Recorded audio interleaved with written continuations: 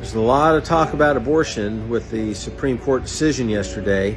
As you're scrolling through TikTok and YouTube and other social media, you're probably going to see some content that says that abortion is approved of in the Old Testament.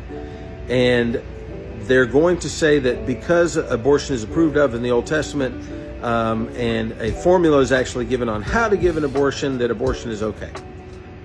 There's a problem with that, though, and the problem is that the Old Testament does not approve abortion. What they're going to do is they're going to quote this scripture from Numbers 5, starting around verse 27 or 28, and they're going to say a woman takes a concoction and the concoction will make her baby die.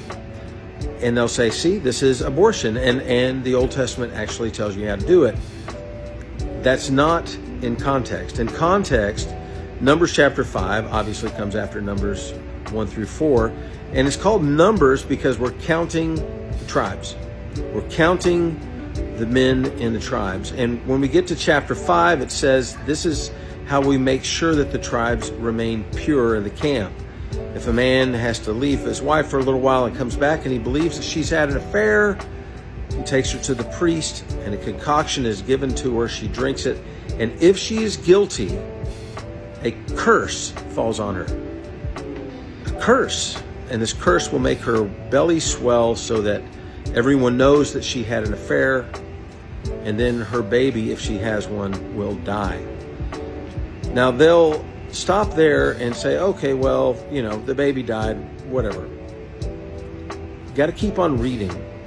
Down in verse 31, it says that because she's guilty of this sin, she has to suffer the consequences.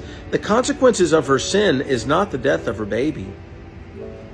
The consequences of her sin, the consequences of committing adultery were to be taken outside the camp and stoned to death. She's fixing to die. Not only did her baby die, she's going to die now. This is far different than the Old Testament approves abortion. The Old Testament doesn't approve abortion. The Old Testament, because this woman had an adulterous affair, it results in two deaths. The death of her baby and her death. Reading things in context matters, folks. Take care.